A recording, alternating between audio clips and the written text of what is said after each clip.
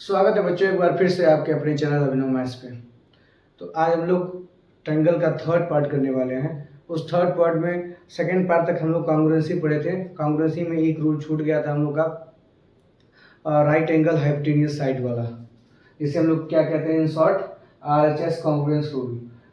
क्या बोलते हैं? RHS कॉन्ग्रुएंस रूल्स, और इसका फुल फॉर्म क्या होता है? Right angle hypotenuse side. ठीक है, तो ये होता क्या है? If two right triangles the hypotenuse and one side of a triangle are equal to the hypotenuse and one side of the triangle of the other triangle then two triangles are congruent. इसका मतलब ये हुआ कि किसी भी दो triangle का, किसी टू राइट एंगल ट्रायंगल, पहले तो ये प्रॉपर्टी किस में लगती है? हमेशा राइट एंगल ट्रायंगल की लगती है, क्योंकि ऐसा कौन ट्रायंगल है जिसमें एक एंगल 90 डिग्री होगा? वो राइट एंगल ही होता है। ठीक है, तो एक एंगल अगर 90 डिग्री है तो वो क्या होगा? राइट एंगल ही होगा। तो इसमें क्या कह रहा है कि एक 90 डिग्री हो और उसका हाइपोटेनियस, अगर कोई दो ट्रायंगल है उसमें एक 90 डिग्री हो और उसका हाइपोटेनियस अगर सेम है, और इन दोनों साइड में से, मतलब बेस या फिर हाइट में से, बेस या फिर हाइट में से, बेस या फिर हाइट में से कोई भी एक सेम हो, तो हम क्या कहेंगे कि ये दोनों ट्रायंगल क्या है? कॉन्ग्रुएंट है। ये दोनों ट्रायंगल क्या है? कॉन्ग्रुएंट है। कॉन्ग्रुएंट मैंने बताया था क्या होता है, मतलब ये दोनों फिगर क्या है? सेम है। तो आइए चलिए हम लोग एक एग्जांपल करके देखते हैं, और भी आप समझ सकते हैं क्यों यहाँ पे टू लेग्स कोई कह रहा है कि ये दोनों में से कोई एक होने चाहिए।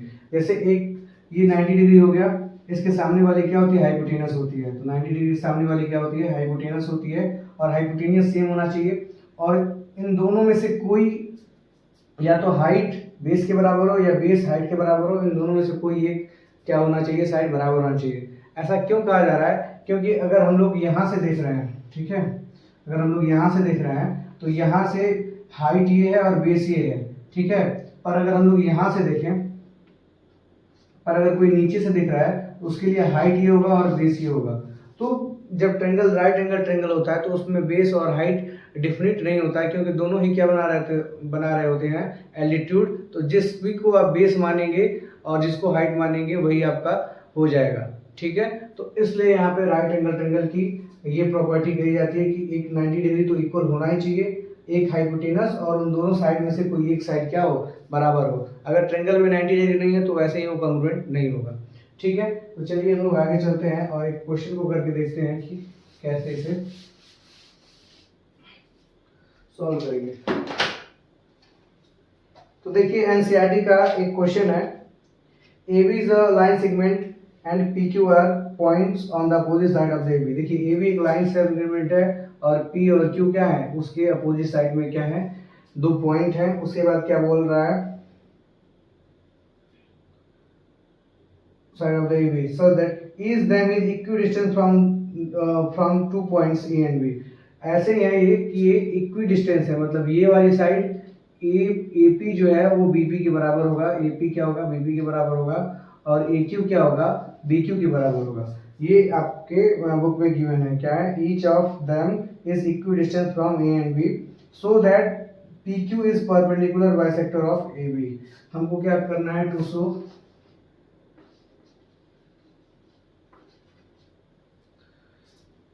क्या करना है? PQ is perpendicular bisector of AB। हमें ये शो करना है कि PQ जो है वो परपेंडिकुलर बाइसेक्टर है किसका? AB का। किस पे? एट C पे। किस पे है? At C। मतलब ये C पे ये 90 डिग्री बन रहा है, हमें ये प्रूव करना है। तो करना शुरू करेंगे तो पहले हम लोग इसको कॉन्ग्रुएंसी दिखाएंगे, किसका? APQ का और PPQ का। इससे हमें क्या मिल जाएगा? ये वाला एंगल और ये वाला एंगल मिल जाएगा, ठीक है। और फिर ये वाला एंगल और ये वाला एंगल हमें पता है, तो हम लोग इन दोनों ट्रायंगल को फिर कॉन्ग्रुएंट प्रूव कर देंगे। इन दोनों ट्रायंगल को जैसे हम कॉन्ग्रुएंट प्रूव करेंगे, फिर एक लाइन पे बनने वाले एंगल्स का सम क्या हो जाएगा? 180 डिग्री होगा, और ये दोनों एंगल बराबर होंगे तो एक एंगल क्या आ जाएगा? 90 डिग्री। और जैसे ही 90 डिग्री होगा वैसे ही हम कह देंगे क्या? कि ये जो लाइन है ये क्या हुआ है? परपेंडिकुलर बाइसेक्ट कर रहा है इसको, AB। ठीक है, तो आइए हम लोग प्रूव कर देते हैं। लेते हैं क्या इन ट्रायंगल क्या PAQ एंड ट्रायंगल PBQ। इसमें देखिए आपका क्या है, PA बराबर है PB के, ना ये गिवन है, ठीक है, और AQ बराबर है BQ के, ये भी क्या है गिवन है, और PQ बराबर PQ, ये क्या है कॉमन है। तो क्या होंगे triangle PAQ is congruent to triangle PBQ by side criteria. ठीक है, साइड क्राइटेरिया से ये वाले ट्रायंगल और ये वाले ट्रायंगल क्या हो गए कॉन्ग्रुएंट हो गए। तो यहाँ से हमें एक इंफॉर्मेशन मिलेगा क्या, angle APQ is equal to angle BPQ। कैसे, बाई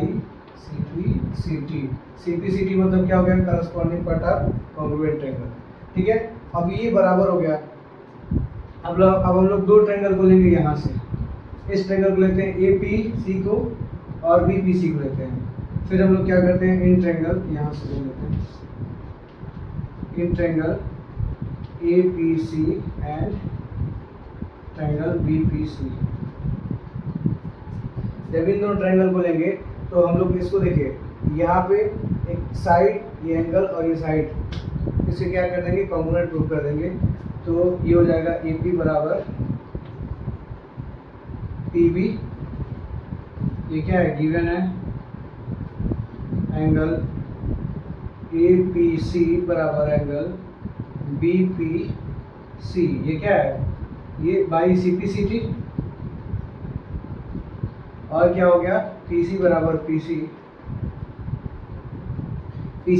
PC क्या हो जाएगा आपका कॉमन। तो ये ट्रायंगल आपका ये PAC ट्रायंगल